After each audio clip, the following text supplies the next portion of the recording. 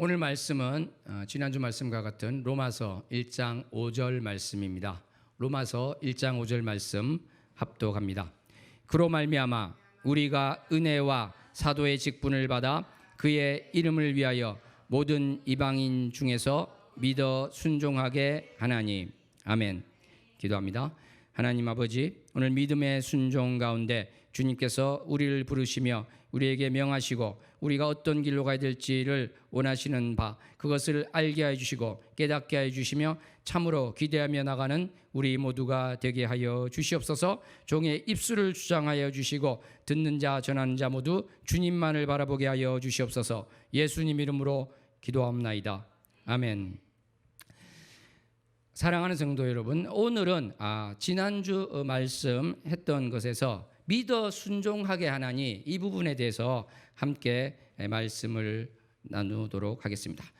바울이 사도직을 은혜로서 받았는데요, 그것을 행할 때 그 목적이 무엇인가, 그것을 오늘 본문 말씀은 말하고 있습니다. 어떻게 이야기하고 있습니까?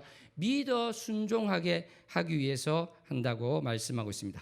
그런데 이 표현을 원어로 보면 조금 다르게 됩니다. 원어로 보면은 에이스 휘바코넨 피스테오스 이렇게 됩니다.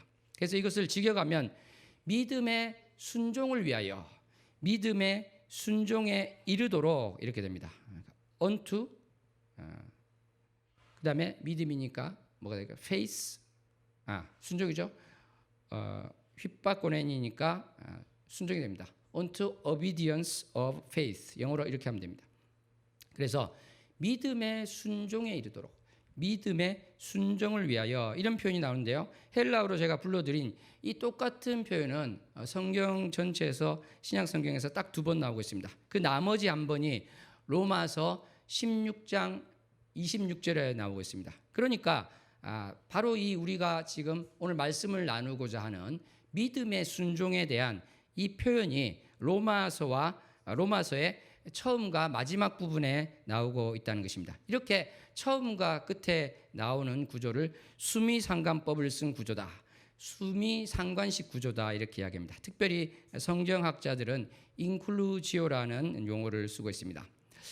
이 인클루지오는요, 우리가 시편 8편에서도 보게 되는데, 이것은 시편 8편 1절을 보면은 여호와 우리 주여, 주의 이름이 온 땅에 어찌 그리 아름다운지요, 주의 영광이 하늘을 덮었나이다, 이렇게 나오고 있는데, 시편 8편 9절에도 여호와 우리 주여, 주의 이름이 온 땅에 어찌 그리 아름다운지요 해서 인클루지오를 형성하고 있습니다. 이것이 시편 기자가 아무 의미 없이 우연히 이렇게 썼다고 볼 사람은 없겠죠. 의미가 있고요, 이것이 중요해서 2번 강조했을 뿐만 아니라 이 시의 처음과 마지막에 씀으로써 이 시 전체의 주제에 대한 것을 또 이야기를 하고 있다, 이렇게 볼 수 있겠습니다.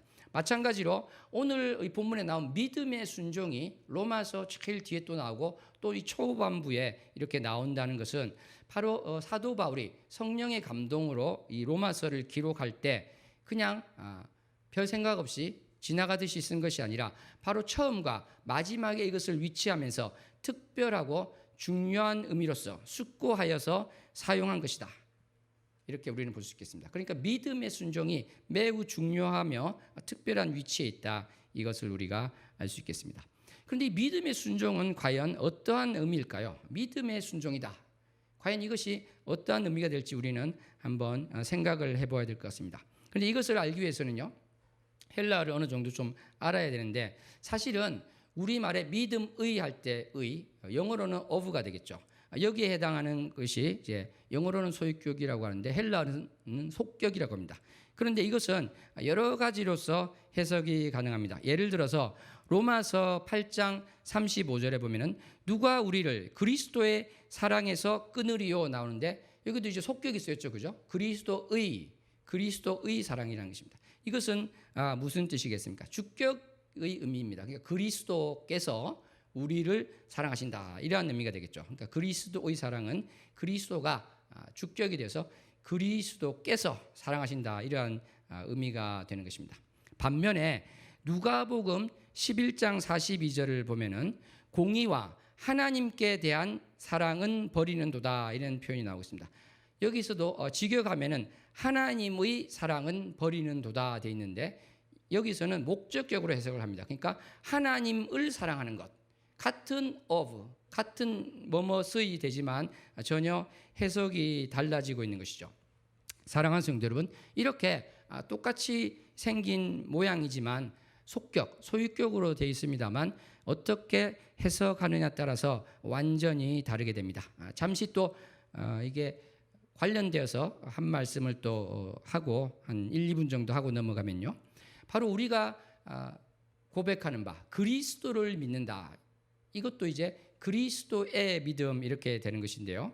예를 들어서 로마서 3장 22절 보면은 예수 그리스도를 믿음, 예수 그리스도의 믿음, 예수 그리스도를 믿는다 이런 표현이 되는 것입니다. 로마서 3장 26절 예수 믿는 자.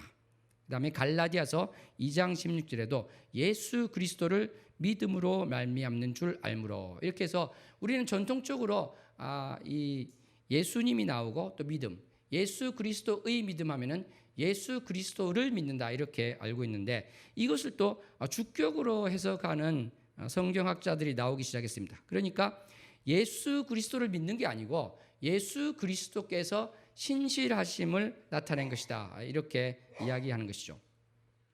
이것은 뭐 보기에 따라서 그렇게 볼 수 있겠습니다만 저는 이러한 것이 훗날에는 문제가 크게 될 수 있다 이렇게 생각을 합니다. 왜 그러냐면은 바로 구약에서도 하나님께서는 신실하셨습니다. 그죠?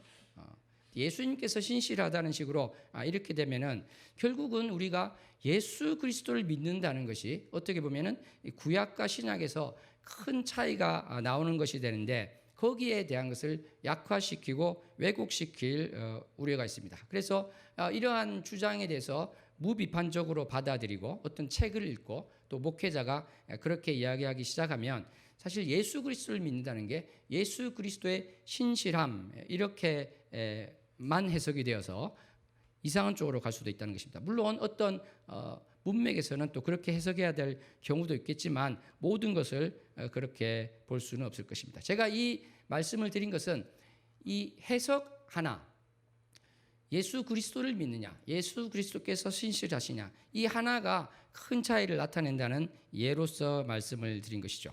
그래서 오늘의 말씀, 믿음의 순종이라는 것들도 어떻게 보느냐에 따라서 아주 다르게 되고 로마서 전체를 볼 때 또 신약 성경에서 우리가 말하는 그 믿음이라는 것, 순종이라는 것을 볼 때 전혀 다른 방향으로 볼 수도 있게 됩니다. 그래서 이것이 중요하다 이렇게 할 수 있습니다.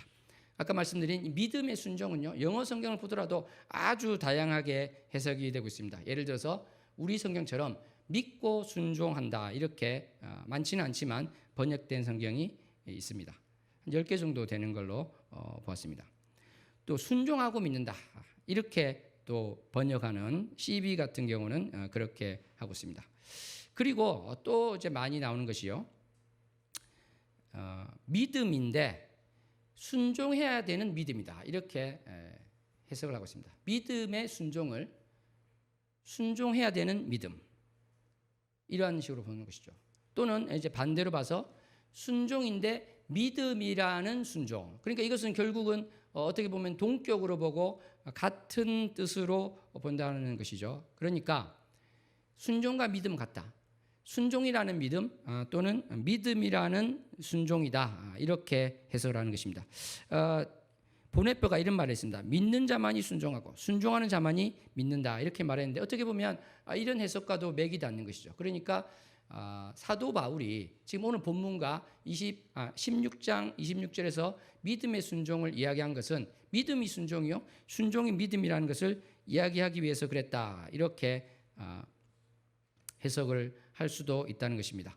그런데 저는 그냥 이렇게만 보기에는 굳이 사도 바울이 그것이 똑같은 뜻을 나타낸 것이면 굳이 이렇게 쓸 필요가 있었을까 하는 생각이 듭니다. 그리고 실제로 제가 볼 때는 사도 바울이 이렇게 성령의 감동으로 믿음의 순종이라는 말을 쓸 때는 이것보다 훨씬 깊은 의미가 있다 이러한 생각이 듭니다. 거기에 대해서 곧 말씀을 나누도록 하겠습니다. 그 말씀을 나누기 전에 왜 이 순종과 믿음에 대한 우리의 이 관계가 중요한 것인가를 한번 생각을 해보았으면 좋겠습니다. 갈라디아서 6장 2절에 보면 이런 말씀이 나옵니다. 너희가 짐을 서로 지라 그리하여 그리스도의 법을 성취하라. 사실은 이 갈라디아서 6장 2절에 그리스도의 법이라는 이 의미를 어떻게 해석할 것인가? 이것이 어떻게 보면 오늘 말씀과도 어느 정도 연관이 된다, 이렇게 말씀드릴 수 있습니다. 그리스도의 법, 이것을 율법이라는 그것과 똑같은 것으로 해석하면 어떤 문제가 생길까요? 그것은 이 구약과 신약에 있어서 명백하게 차이 나는 것을 잃어버릴 수가 있습니다. 그러니까 구약에서는 613개의 율법을 지켰는데, 그러니까 해서는 안 된다 하는 365개의 율법 조문과 뭐뭐를 하라 하는 긍정적인 명령 248개의 그 합친 613개의 율법을 지키는 것이 구약이었다면, 신약은 거기에 더해서 예수님께서 친히 명령하시고 가르치신 그러한 것까지 더해서 613개 더하기 예수님의 명령, 이것을 지키는 것이 신약 백성들이 할 일이다. 그것이 또 순종이다. 이렇게 되면은 사실은 큰 오해를 가져오게 되고, 우리가 말하고 있는 예수 그리스도의 복음이 무엇인가를 완전히 잘못 알게 되는 일이 발생한다는 것입니다. 결론 먼저 말씀드리면, 이 그리스도의 법은요, 율법을 가진 사람에게 너희가 말한 율법이 아니라 그리스도의 법을 생각해보라, 그것을 가져보라 말하면서, 사실은 너희가 지금 생각하는 그 율법의 연속성이 아니라 그것과는 지금 다른 것을 이야기하고 있다. 그것을 사실은 사도 바울이 말하기 위해서 그 표현을 그렇게 썼을 뿐인 것입니다. 율법이라는 의미에서 그리스도의 법을 쓴 것이 아니죠. 그런데 이것을 아까 말씀드린 것처럼 구약의 율법 더하기 예수님의 명령을 우리가 애쓰고 노력해서 지켜야 된다, 그래야 구원받는다, 이런 식으로 나간다면, 사실은 어떤 면에서 보면은 2000년 전의 바리새인보다 더 지독한, 더 악한 신약 시대의 바리새인이 될 수 있다, 이렇게 저는 생각이 납니다. 왜 그럴까요? 2000년 전의 바리새인들은 어떤 면에서는 겉모습을 보았습니다. 그렇죠? 자기들이 생각하는 어떤 그 기준이 있는데, 어떤 사람이 겉으로 볼 때 그 기준에 합당하게 한다면 이 바리새인들은 비난하지 않을 것입니다. 그렇죠? 겉으로 볼 때 문제가 없으니까. 그런데 예수님께서 어떻게 말씀하셨습니까? 마음으로 간음한 것, 마음으로 미워한 것에 대해서 말씀을 하신 바가 있습니다. 그러니까 마음속에 있는 그 죄에 대해서 말씀하신 것인데, 바로 예수님의 이 말씀을 마치 2000년 전에 바리새인들이 율법을 바라보듯이 지금 2000년이 지난 후에 적용을 시키면 어떤 문제가 발생할까요?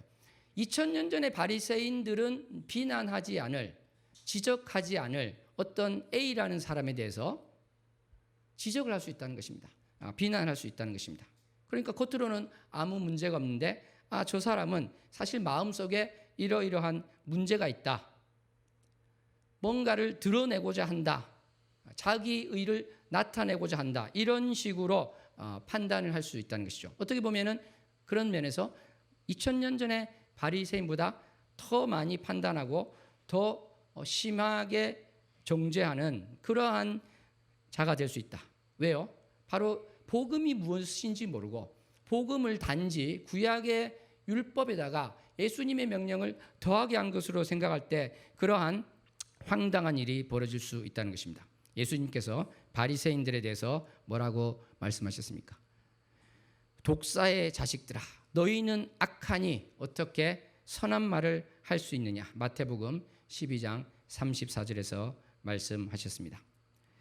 23장 27절에서는 화 있을진저 외식하는 서기관들과 바리새인들이여 회칠한 무덤 같으니 겉으로는 아름답게 보이나 그 안에는 죽은 사람의 뼈와 모든 더러운 것이 가득하도다, 이렇게 말씀을 하셨습니다. 23장 33절에서는 아까 말씀과 같이 이 뱀들아 독사의 새끼들아, 너희가 어떻게 지옥의 판결을 피하겠느냐, 이렇게 예수님께서는 이 바리새인들을 꾸짖고 계시는 것입니다. 어떻게 보면 바리새인들은 억울할 수 있겠죠. 자기는 율법을 열심히 지키려고 했을 뿐입니다. 그리고 지키지 못한 사람에게 지키라고 했고, 지키지 않는 것은 옳지 않다고 하였던 것입니다. 그런데 우리 주 예수 그리스도께서는 그들에게 독사의 새끼들아, 독사의 자식들아, 이렇게 말씀하셨던 것입니다. 그것은 왜 그랬습니까? 우리가 잘 알고 있는 것처럼 율법의 가장 근본적인 목적, 그것은 바로 하나님을 사랑하고 이웃을 사랑하는 그 목적에서 어긋났기 때문에 그러한 것이다, 이렇게 할 수 있습니다. 그런데 아까 말씀드린 것처럼 이 신약 시대에 2000년 전의 바리새인보다 더한 의미에서의 더 악한 바리새인이 우리가 돼서는 안 되겠다, 이것을 우리는 생각을 해야 될 줄로 믿습니다. 사랑하는 성도 여러분, 다시 본문의 말씀으로 돌아와서 본다면 믿음의 순종이라는 말을 통해서 사도 바울은 과연 어떤 이야기를 하고자 했을까요? 아까 말씀드린 것처럼 이 순종이라는 것이 율법주의적인 유대인들이 생각하는, 그러니까 그 율법을 지키고 행해서 구원을 받겠다, 이러한 것이 아니라면 바울은 어떤 의미로 그 이야기를 했을까요?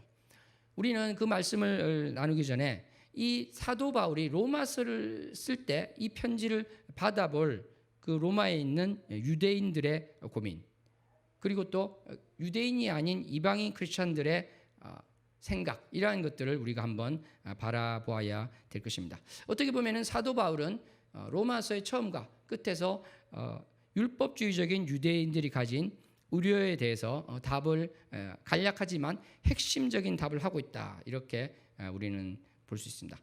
로마서 3장 8절에 보면은 선을 이루기 위하여 악을 행하자 하지 않겠느냐, 이러한 식으로 우리가 말을 한다고 비난을 받는다고 이야기를 하고 있습니다. 로마서 6장 1절에 보면은 은혜를 더하게 하려고 죄에 거하겠느냐, 이런 이야기를 하고 있습니다. 15절도 마찬가지죠. 은혜 아래 있으니 죄를 지으리요, 이야기를 하고 있습니다. 무슨 이야기입니까? 은혜 아래 있으니까 이제는 은혜에 있으니까 죄를 지어도 되느냐, 이러한 방종주의, 방종한 삶에 대해서 이 율법주의적인 유대인들은 우려를 하고 있습니다. 율법을 순종하지 않으면 자기 마음대로 살게 될 것이고 방종한 삶을 살게 되는데 이 크리스천들이 그렇게 살고자 하는 것 아닌가, 이러한 우려가 있었다는 것이죠. 이러할 때 사도 바울은 지금 순종에 대해서 이야기를 하고 있는 것입니다. 믿음의 순종, 그 순종을 이야기하고 있는 것이죠. 그러니까 사도 바울은 이렇게 이야기하는 것입니다. 그 유대인들에게 이렇게 이야기하는 것이죠. 걱정하지 마라. 너희만 순종을 이야기하는 것이 아니라 나도 지금 순종을 이야기하고 있지 않느냐, 그러면서 말씀을 시작하고 있다는 것이죠. 그런데 우리가 주의해서 볼 것은 사도 바울은 그냥 순종이라고 하지 않았죠, 그죠? 그냥 순종이라고 하지 않고 믿음의 순종이다, 이렇게 이야기했습니다. 그러니까 믿음의 순종이라고 할 때는 그 의미가 이제 달라진다, 이것을 우리가 한번 생각해 보아야 되겠습니다. 영어도 그렇고 우리말도 그렇지만 어떠한 뭐뭇의 뭐뭇, A의 B 이렇게 하면은 그것이 어떻게 보면 제한이 되고 한정이 된다, 이렇게 할 수 있습니다. 예를 들어서 신약 성경에 보면은 면류관이라는 말이 자주 나오고 있죠. 데살로니가전서 2장 19절에 자랑의 면류관이라는 말씀이 나옵니다. 디모데후서 4장 8절에 의의 면류관이라는 것이 나오고 있습니다. 야고보서 1장 12절과 요한계시록 2장 10절에 생명의 면류관, 생명의 관에 대한 말씀이 나오고 있습니다. 베드로전서 5장 4절에도 영광의 관에 대해서 말씀하고 있습니다. 다 이렇게 좋은 내용인데 사실은 이 관 자체가 좋아서 그런 것이라기보다는 관은 여러 이 면류관이 있겠죠. 아주 수많은 종류의 면류관이 있을 것인데 어떤 종류의 면류관인가에 따라서 뜻이 사실은 많이 달라지게 됩니다. 왜 그렇습니까? 예를 들어서 우리가 가시관이다 그러면은 가시로 된 관이다 그러면 그것이 고난을 말하고 있지 않겠습니까? 그러니까 다른 것이 되겠죠. 고린도전서 9장 25절, 여기는 물론 이제 속격은 아닙니다만 썩을 승리자의 관, 이렇게 했는데 이것이 좋은 의미로 들리십니까? 나는 썩을 승리자의 관을 받고 싶습니다, 이런 일을 하지 않을 것입니다. 그러니까 무슨 말입니까? 같은 면류관이라도 어떠한 관인가에 따라서 그 내용이 천차만별로 완전히 180도 달라질 수 있다는 것입니다. 그러니까 많은 것 중에서 그것을 제한하고 한정시키는 의미가 있다, 이런 것이죠. 그런데 여러분, 만약에 제가 유리관 이렇게 하면 어떤 생각이 드십니까? 유리로 된 면류관, 좋은 것일까요? 나쁜 것일까요? 어떤 분에게는 야, 이게 크리스탈 같으니까 정말 멋있는 그러한 면류관이겠다, 이렇게 생각할 수도 있고, 그 유리관이 만약에 좀 깨진 유리 조각을 붙여서 가시관처럼 만든 것이라면, 야, 그것도 정말 머리에 씌우면 예수님께서 가시관을 쓰셨을 때 피가 뚝뚝 났던 것처럼 이 고난의 관이 될 수도 있겠구나, 이렇게 생각을 해볼 수도 있을 것입니다.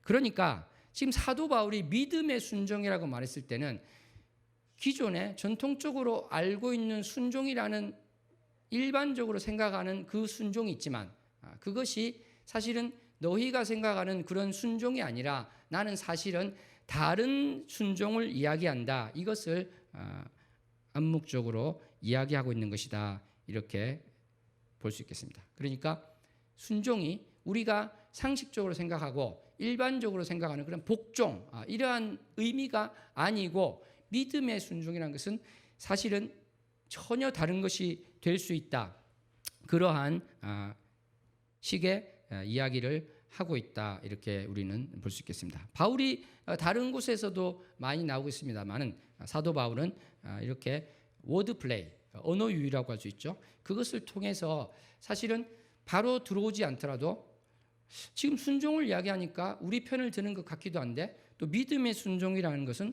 어떤 뜻인가, 이렇게 고개를 갸우뚱하게 하는 그러한 효과를 내고 있습니다. 마찬가지로 이방인들은 어떨까요? 이방인들은 순종보다는 믿음에 방점을 두고 싶은데, 또 믿음의 순종이라고 하니까 이것은 또 어떠한 것인가, 그러한 갸우뚱하는 것이 될 수 있겠죠. 그러니까 사도 바울은 이것을 통해서 사실은 본격적인 본론으로 들어가지는 않았지만 어느 정도 미리 복선을 깔고 이야기를 하고 있는 것이라는 것을 우리는 볼 수 있습니다. 그러니까 이방인 크리스찬의 경우에는 유대인들과 비하면 어떤 율법을 따른다거나 그것을 지킨다고 애쓰는 모습이 많이 나타나지 않겠죠. 그래서 어떻게 보면은 이 방종한 삶의 유혹도 많을 것이고, 실제로 또 그러한 모습을 보인 사람도 없지 않았다고 볼 수 있겠습니다. 그런데 사도 바울은 이 서간문의 서신서의 첫 부분에 복음, 믿음의 순종을 이야기함을 통해서, 내가 복음을 이야기할 때 너희가 지금 방종하는 삶을 생각하고 있다면 그것이 아니다는 것을 지금 이야기하고 있다, 이렇게 볼 수 있겠습니다. 사랑하는 성도 여러분, 그러므로 우리가 믿음의 순종이라고 할 때 이 포인트는 어디에 있다고 보여지십니까? 우리가 생명의 관, 또 썩어질 승리자의 관, 이것과 비교하고 또 가시관이라고 생각한다면, 사실은 핵심은 바로 다 모든 것을 말하는 그 순종이 아니라 믿음이라는 순종이다, 이것이라는 것을 우리가 알 수 있겠습니다. 그러므로 이것은, 이 순종이라는 것은 믿음에서 출발한 순종이다, 이렇게 또 말할 수도 있을 것입니다. 사랑하는 성도 여러분, 조금 더 자세히 말씀을 또 드리겠는데요. 그러니까 우리가 지금 가져야 될, 생각해 봐야 될 것은, 같은 순종이 나온다 할지라도 구약에서, 그러니까 전통적으로 생각했던 순종과 신약에서의 순종은 같은 말이지만 사실은 전혀 다르게 해석해야 된다. 좀 더 정확하게 말하면 구약 백성이 이해한 순종과 신약 백성이 이해한 순종의 개념이 다르다, 이것을 우리가 눈여겨보아야 될 것입니다. 조금 더 정확하게 표현한다면 이렇게 되지 않을까요? 신약 백성이 이해한 순종이라는 그 개념이 온전하고 올바른 것이라서 사실은 구약 백성도 그렇게 해야 했었지만 그렇지 못한 한계를 가졌다, 이렇게 볼 수 있겠다는 것입니다. 사랑하는 성도 여러분, 그렇다면 신약 백성이 온전하고 올바르게 보아야 되고, 또 사도 바울이 말하는 그러한 순종은 무엇이 되겠습니까? 바로 믿음의 순종이라는 것은 어떤 믿음을 신앙 체계로 보아서 거기에 대한 순종으로 보는 것, 그것은 또 아니라고 저는 생각합니다. 그렇게 되었을 때는요, 또 다른 형식의 순종을 이야기하는 것이다, 이렇게 말씀할 수 있겠습니다. 저는 결론적으로 말씀드린다면 이 믿음의 순종이라는 것은 믿음에서 나오는, 믿음에서 샘솟는 순종이다, 어떤 출처가 되는 그러한 것으로 보면 가장 좋겠다, 이러한 생각이 듭니다. 그러니까 믿음이 낳고 믿음이 만들어내고 믿음이 가져다주는 믿음에서 출발한 순종이다, 이렇게 우리는 정리할 수 있을 것 같습니다. 옆사람과 함께 고백할까요? 믿음의 순종은 믿음에서 나온 순종입니다. 믿음의 순종은 믿음에서 나온 순종입니다. 그러니까 믿음이 낳았던 순종, 믿음이라는 것에서 나왔던 순종, 믿음으로 인하여 나오는 순종, 이것은 그렇지 않은 것과 완전히 대비되는 것이다, 이렇게 말할 수 있겠습니다. 그러니까 한 가지 예를 들자면 의무적으로 억지로 하는 복종적인 그러한 것이 아니라는 것입니다. 믿음에서 출발한 순종은 억지로 하는 것이 아니라, 의무감으로 하는 것이 아니라, 하기 싫은데 애써서 하는 것이 아니라, 하나님한테 벌 받을까 봐 하는 것이 아니라, 복을 못 받을까 봐 두려워서 하는 게 아니라, 믿음에서 출발한 것, 바로 기쁘게 순종하는 것이고 자발적으로 순종하는 것이다, 이렇게 말씀할 수 있을 것 같습니다. 옆 사람에게, 믿음의 순종은 기쁘게 순종하는 것입니다. 믿음의 순종은 자발적으로 순종하는 것입니다. 믿음의 순종은 자발적으로 순종하는 것입니다.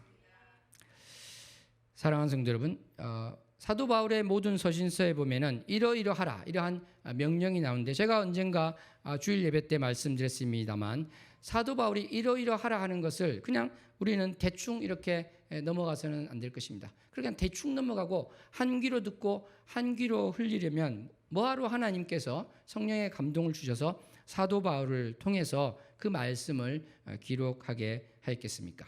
그러니까 우리는 이러한 것을 본다면, 그렇구나, 바로 이 신약에 나오는 이 명령에 대해서는 우리가 믿음으로만 바라볼 것이 아니라 순종이라는 것, 이것을 우리는 또 생각하면서 보아야 되겠구나 하는데, 여기서 또 한 단계 더 나아가서, 잘못된 방향으로 나아가서 순종이라는 것에 또 너무 방점이 놓여서 이것을 의무적으로 지켜야 되는 것, 지키기 위해서 애를 쓰는 것, 억지로라도 하는 것, 두려운 가운데서 하는 것, 이렇게 되면은 이 신약 백성이 사실은 구약 백성, 그것도 어떻게 보면 잘못된 것이죠.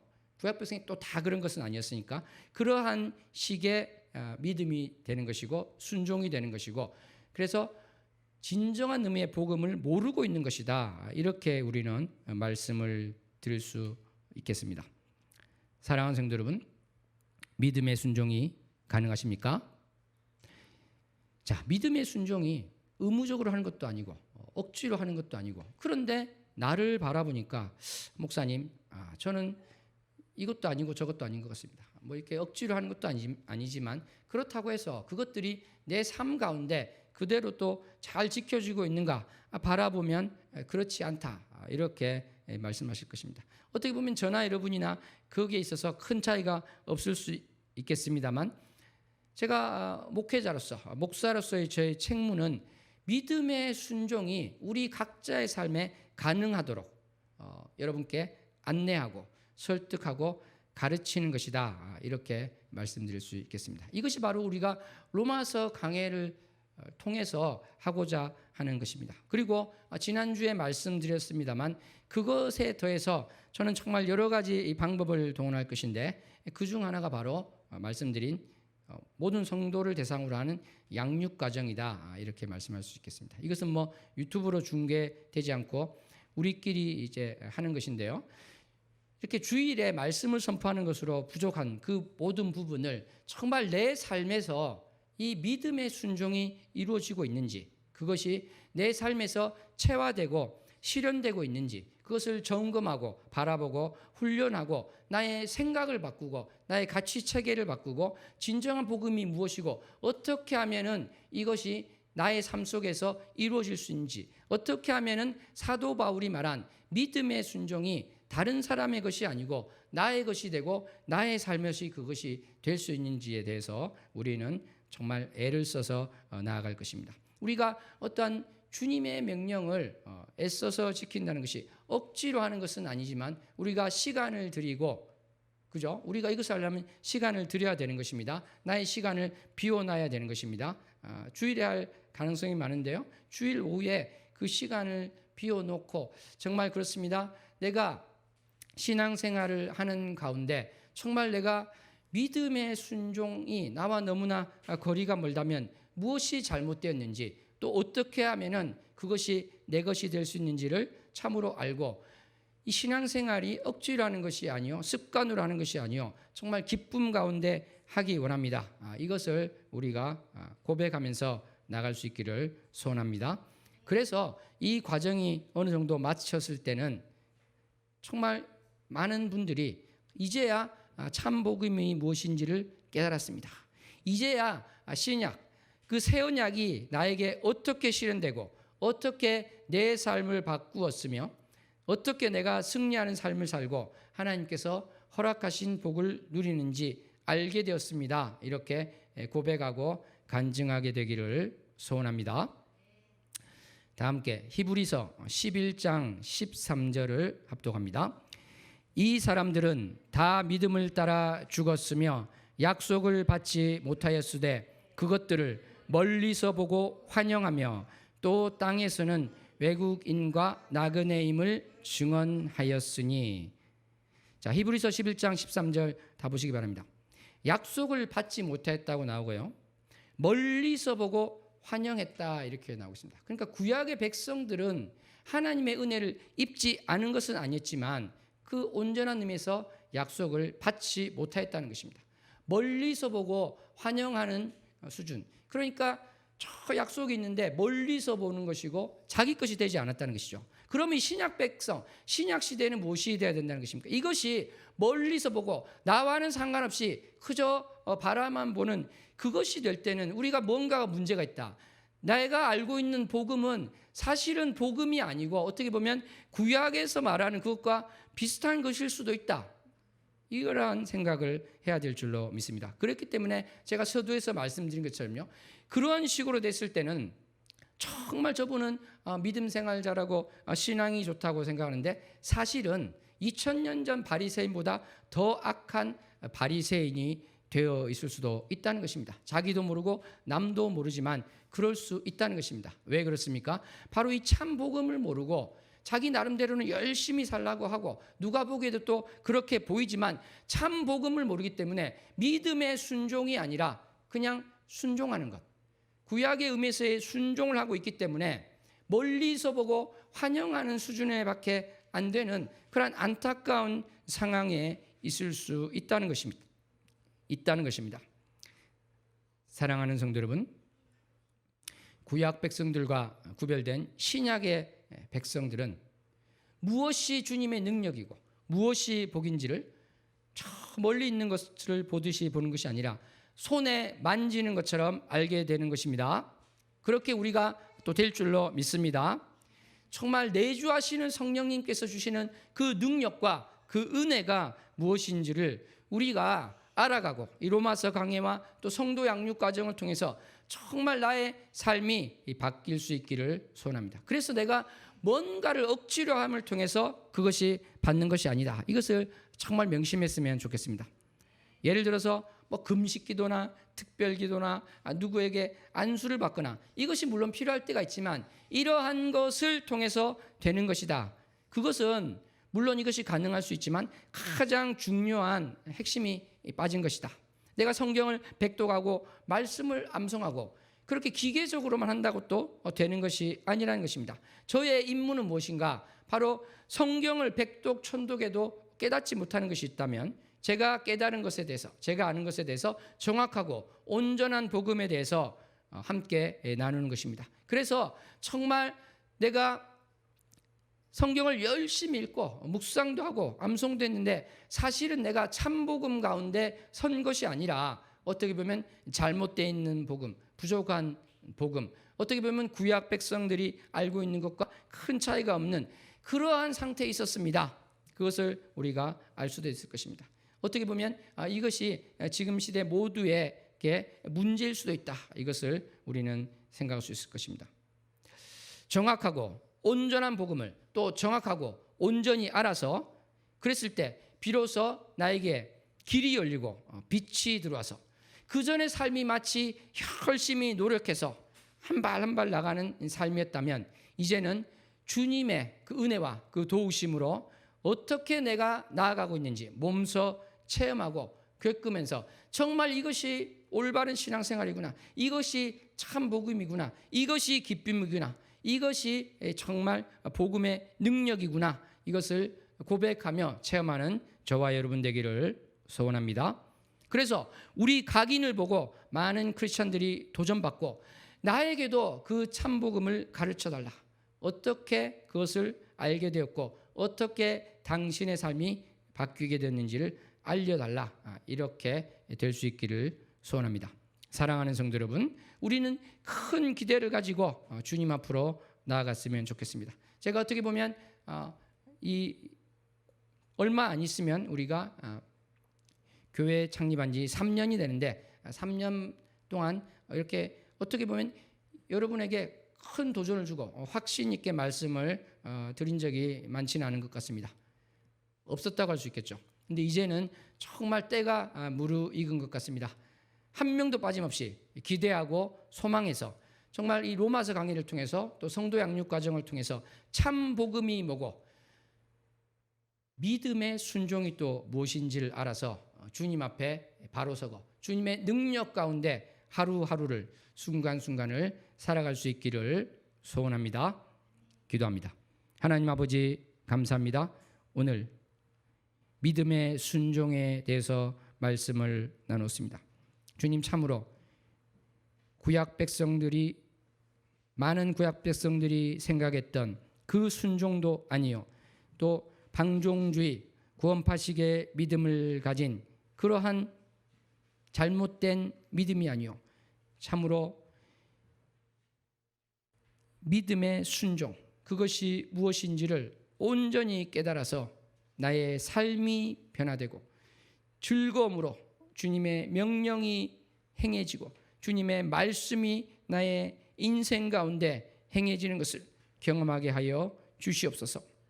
참으로 내가 지혜가 없습니다. 주님께 지혜를 구합니다. 내가 능력이 없습니다. 주님의 능력을 구합니다. 주님께서 알려주시고 깨우쳐 주시고 인도하여 주셔서 이제까지와는 다른 삶을 살 수 있는 우리 모두가 되게 하여 주시옵소서. 예수님 이름으로 기도하옵나이다. 아멘.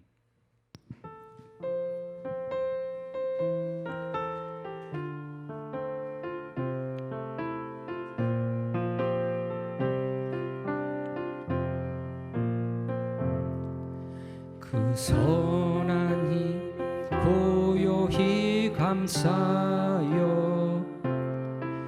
그 놀라운 평화를 누리며 나 그대들 함께 걸어가네. 나 그대들과 한 해를 여네. 지나간 허물 어둠의 날들이 무겁게 내 영혼 짓눌러도 오 주여 우릴 외면치 마시고 약속의 구원을 이루소서. 그 선한 힘이 우릴 감싸시니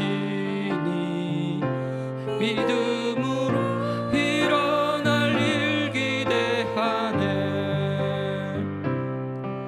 주 언제나 우리와 함께 계셔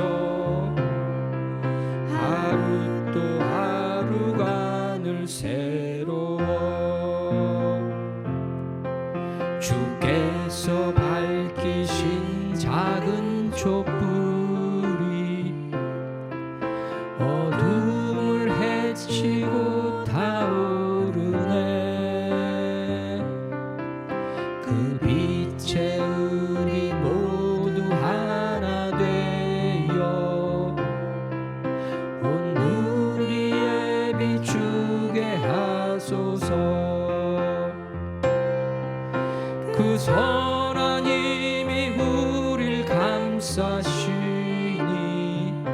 믿음으로 일어날 일 기대하네. 주 언제나 우리와 함께 계셔. 하루 또 하루가 늘 새로워. 이 고요함이 깊이 번져갈 때 저 가슴 벅찬 노래 들리네. 다시 하나가 되게 이끄소서. 당신의 빛이 빛나는 이 밤, 그 선한 힘이 우릴 감싸시니 믿음으로 일어날 일 기대하네. 주 언제나 우리와 함께 계셔. 하루 또 하루가 늘 새로. 그 선한 힘이 우릴 감싸시니 믿음으로 일어날 일 기대하네. 주 언제나 우리와 함께 계셔. 하루 또 하루가 목소리로만 그 선한 힘이 우릴 감싸시니 믿음으로 일어날 일 기대하네. 주 언제나 우리와 함께 계셔. 하루 또 하루가 늘 새로워. 우리 주여 세 번 부르고 기도합니다. 주여, 주여, 주여. 사랑의 하나님 아버지, 일어날 일을 기대하며 나가는 자 되기 소원합니다. 참으로 주님께서 예비하시며 이끄시는 것을 소망 가운데 바라보게 해주시며 기대 가운데 바라보게 해주시며 참 복음을 아는 자가 되게 하여 주시고, 참으로 내가 주님께서 원하시는 믿음의 순종의 삶을 사는 자가 되기 원합니다. 믿음의 순종이 무엇인지를 깨닫게 하여 주시고 그것을 향해서 달려가는 자 되기를 소원합니다. 주님, 믿음으로부터 나온 순종이 무엇이며 믿음으로 인한 순종이 무엇인지를 알기를 원합니다. 주님께서 지혜를 주시고 주님께서 능력을 주시며 주님께서 인도하여 주실 때 복음의 진수를 알게 해주시고 복음의 정수를 알게 하여 주셔서 참으로 내가 자유함 가운데 주님께서 말씀하신 모든 것들이 나의 삶과 무관한 것이 아니요 내가 손으로 움켜주는 자가 되게 하여 주시옵소서. 참으로 가까이 있는 자가 되게 하시고 멀리 떨어져 있는 자가 되지 않게 해주시며 내주하시는 성령님의 통치하심과 인도하심 가운데 나가는 자 되게 하여 주사, 참으로 주님 내가 참 복음을 알고 나의 삶이 바뀌었습니다. 나의 모든 것이 주의 은혜 가운데 새롭게 되었습니다. 고백하는 자 되게 하시며 주님의 능력 가운데 주님의 은혜 가운데 살고 있음을 순간순간 고백하며 간증하는 간증자로서의 삶을 살게 하여 주시옵소서. 율법주의자가 되지 않게 해주시고 방종주의자가 되지 않게 하시어 오직 주님이 원하시는 자로서 나갈 수 있기를 소원하오니 주님 나를 붙들어 주시옵소서. 인도하여 주시옵소서. 이끌어 주시옵소서. 넘치는 은혜가 더욱 넘치게 하여 주시며 충만한 가운데 주를 향하여 달려나가게 하여 주시옵소서. 하나님 아버지 감사합니다. 우리가 참으로 기대하며 나아갑니다. 소망을 품고 나아갑니다. 그 무엇이 아니라 주님께서 우리가 알기 원하는 참 복음을 알게 하여 주시옵소서. 믿음의 순종을 알게 하여 주시옵소서. 주님의 그 능력 가운데 사는 삶이 어떠한 삶인지를 깨닫고 경험하게 하여 주시옵소서. 주님의 지혜 가운데 사는 삶이 무엇인지를 알게 하여 주시고, 주님의 인도하심 가운데 사는 삶이 어떠한 것인지를 체험하고 경험하며 나누는 우리 모두가 되게 하여 주시옵소서. 그렇게 이끄실 주님을 신뢰합니다. 그렇게 이끄실 주님께 감사를 올려드립니다. 우리 주 예수 그리스도 이름으로 기도하옵나이다. 아멘.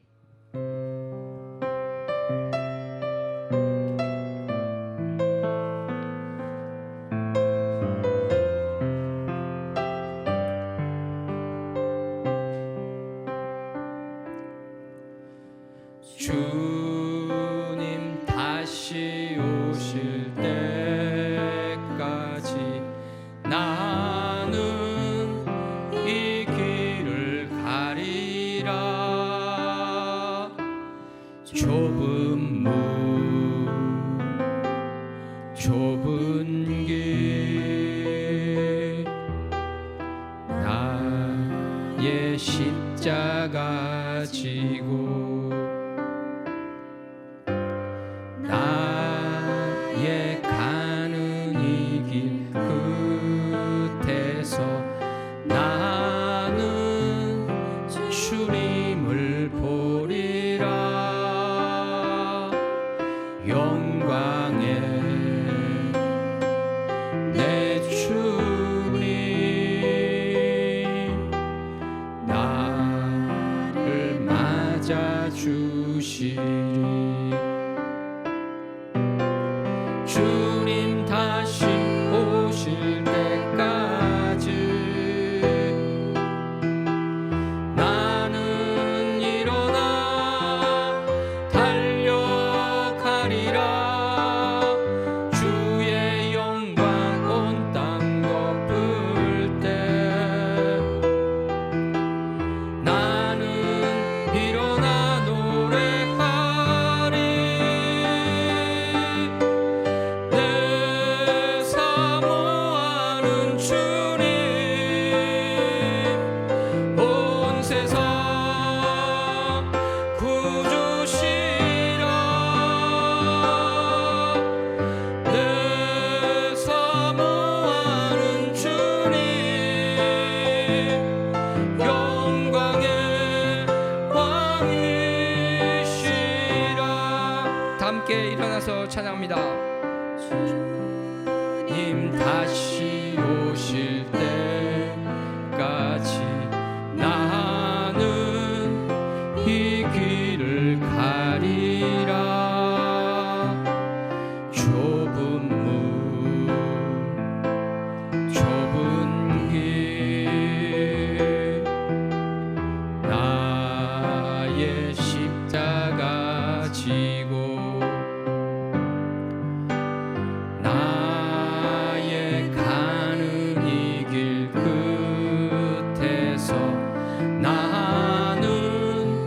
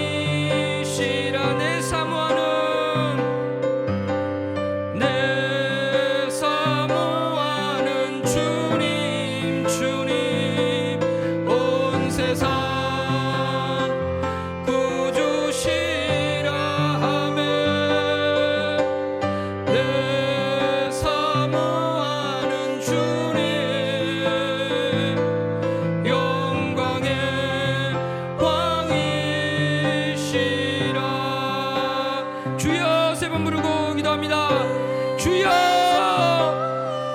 주여, 주여. 주님 감사합니다. 사랑합니다. 영광의 주를 찬양하기 소원합니다. 다시 오실 주님을 바라보며 나가는 자 되게 하여 주시옵소서. 내 안에 들어와 계신 우리 주 예수 그리스도 그 성령으로 말미암아 오늘도 승리의 삶을 살게 하신 주님께 감사합니다. 오직 주님을 바라고 나가게 해주시며 주님의 이름을 위하여 주의 영광을 위하여 사는 자 되게 해주시며 우리 주님의 은혜 가운데서 넉넉히 이기고 있음을 고백하게 하여 주시옵소서. 주님의 능력 가운데 행하고 있음을 고백하게 해주시고 온전한 믿음 가운데 주님 앞으로 나가는 자 되기를 소원하며 나갈 때 주님 우리를 붙들어 주시며 우리를 다스려 주시고 나를 인도하여 주시옵소서. 오직 주님을 쫓아 행하는 자 되게 하시고 주의 영광을 위하여 사는 자 되게 하시며 주를 향하여 나아가는 자들 되게 해 주시옵소서. 오직 주님께서 명하신 바를 기쁨으로 행하는 자 되게 해주시고 즐거운 가운데 주님께서 명하신 바가 나의 삶 가운데 이루어짐을 고백하는 자 되게 하여 주시옵소서. 아버지 사랑합니다. 감사합니다. 영원한 복자 되신 주님을 따라 사는 삶이 되게 하여 주시옵소서. 하나님 아버지 감사합니다. 사랑합니다. 주님께서 나를 성전 삼으셔서 내주하고 계심을 고백합니다. 주님의 능력 가운데 주님의 다스리심 가운데 오늘도 나아가고 있음을 고백할 때 주님 우리를 통치하여 주시옵소서. 우리를 다스려 주시고 인도하여 주시옵소서. 오늘 예배 가운데 주님 홀로 영광 받아 주시옵소서. 예수님 이름으로 기도하옵나이다. 아멘. 우리 옆사람과 함께 고백합니다. 주님께서 당신 안에 계십니다. 고백했으면 좋겠습니다. 주님께서 당신 안에 계십니다. 가슴에 손을 얹고 주님께서 내 안에 계십니다. 고백합니다. 주님께서 내 안에 계십니다.